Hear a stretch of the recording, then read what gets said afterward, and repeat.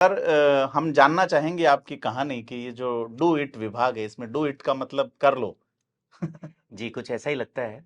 जी basically सबसे पहले मैं डिपार्टमेंट के ज़्यादा टच में आया था 2011 में। जी 2011 में इन्होंने एसीपी एग्जाम की वैकेंसीज निकाली थी जी और जिसका रिक्रूटमेंट 2012-13 में हुआ था।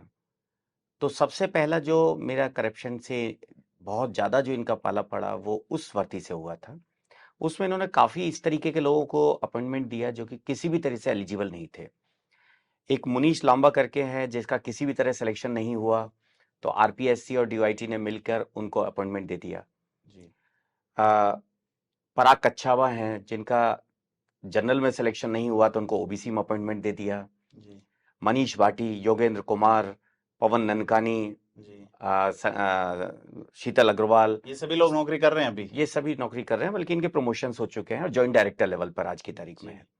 यहाँ से मेरा चालू हुआ और इसी भर्ती में मैंने एज प्रोग्रामर ज्वाइन किया था। जी जब मैंने ज्वाइन किया तो मैंने वहां पर देखा कि हर फाइल के ऊपर कहीं ना कहीं गड़बड़ थी और उस वक्त मैंने काफी इन मुद्दों को उठाया, लेकिन जब मैं इन मुद्दों को उठा रहा था तो मेरा काफी अपने सीनियर्स के साथ में डिस्प्यूट रहता था, इसलिए मैं 1 साल ही काम कर पाया। 1 साल में ही मुझे काफी इन्होंने परेशान करने की कोशिश की जी और फाइनली 2014 के बाद मैं कभी गया नहीं। 2016 में मैंने रिजाइन कर दिया था।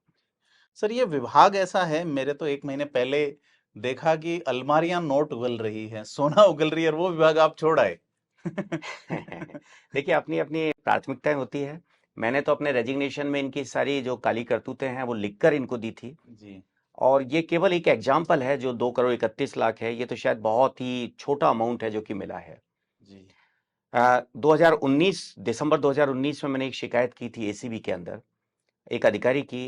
ये बताया जाता है कि उनके करीब 5 साल के कार्यकाल में 1 करोड़ 35 लाख का एक फ्लैट उन्होंने लिया था और ये कहा जाता है 4 करोड़ का उसके इसके अंदर इंटीरियर था। जी ओ हालांकि अभी हाल ही में एसीबी ने जैसे भी उसमें एफआईआर लगा दी, मैं उसको प्रोटेस्ट कर रहा हूं। जी तो ये तो केवल एक छोटा सा एग्जाम्पल है जिसकी हम बात कर रहे हैं। जी मैंने एक अभी एग्जाम्पल अभी पेपर में भी आया था।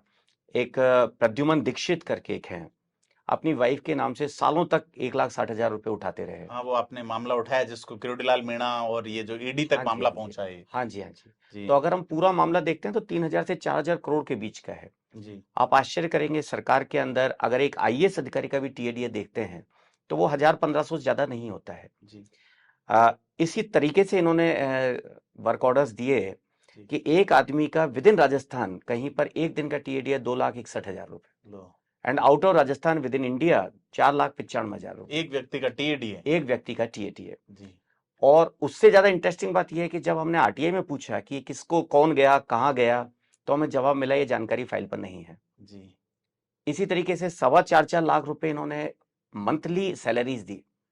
ओके। जब हमने जबकि चीफ सेक्रेटरी की भी वो एक फिक्स है, 2.5 लाख रुपए मेरे हाँ ध्यान जी, में हाँ जी। रहे। और जब जी हमने पूछा कि ये कौन लोग थे, इनकी अटेंडेंस क्या थी, इनका नाम बायोडेटा, तो जवाब आया ये फाइल पर उपलब्ध नहीं है। अच्छा। बहुत ही आश्चर्यजनक फैक्ट्स हैं। जी 2017-18 में इन्होंने राजनेट का एक प्रोजेक्ट था जिस पर इन्होंने काम करना चालू किया। 17,750 डिवाइसेज के लिए 240 करोड़ रुपए डिसाइड हुए थे और 60% पेमेंट इन्होंने दे दिया था पहले डिलीवरी से पहले। डिलीवरी से पहले जी वेंडर के गोडाउन में देखकर। जी 2020 में हमने आरटीआई जब लगाई तो हमें आरटीआई में जवाब मिला कितनी लगी है, 1750, जबकि विद इन ईयर सारी डिवाइसेज लगनी थी, उसको फंक्शनल होना था। जी हम हाई कोर्ट भी गए, कुछ टेक्निकल पॉइंट्स को लेकर हाई कोर्ट ने उसको डिसाइड कर दिया पिटीशन को। उसके बाद 2022 में हमें आरटीआई में इन्होंने इन्फॉर्मेशन दी कि 5,620 या कुछ इस तरीके से डिवाइसेज लगी हैं। जी मतलब 2017 की डिवाइस 2022 में जब सारा टेक्निकल जो डिवाइसेज है वो अब्सोल्यूट हो गई, बिल्कुल, तब तक भी नहीं लगी। टेक्नोलॉजी अपडेट हो गई। हाँ जी, और 200 करोड़ से ज्यादा का इन्होंने पेमेंट भी शायद कर दिया।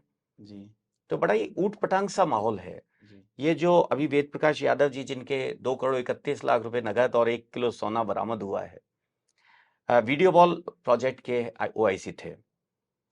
उस प्रोजेक्ट पे मैंने क्वेश्चन उठाया था, मैंने एसीबी को भी कंप्लेंट की थी। जी एक ही दिन में 2 वर्क ऑर्डर इश्यू हुए, जी 2 अलग अलग कंपनी सेम डे। जी एक का वर्क ऑर्डर नंबर था 774, एक का 775। दोनों को 2 अलग अलग रेट्स पर सेम डिवाइस जी ऑर्डर किए और इस तरीके के सैकड़ों मैटर्स, जितने आप सोच सकते हैं, जिस जिस तरीके से आप घपले सोच सकते हैं, वो इस विभाग में होते हैं। मतलब वो जैसे चाहो वैसे डू इट। Yes, exactly.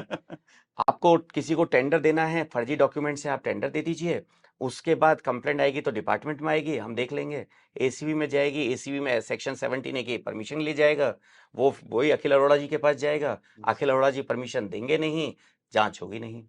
कम से कम ऐसे 10 मामले हैं जिसमें इन्होंने फर्जी डॉक्यूमेंट से पेमेंट किया है, फर्जी डॉक्यूमेंट से टेंडर दिए हैं। प्रिसाइज रोबोटिक्स आप देख लीजिए, के इलेक्ट्रोटेट देख लीजिए, श्याम कृपा प्राइवेट लिमिटेड आप देख लीजिए।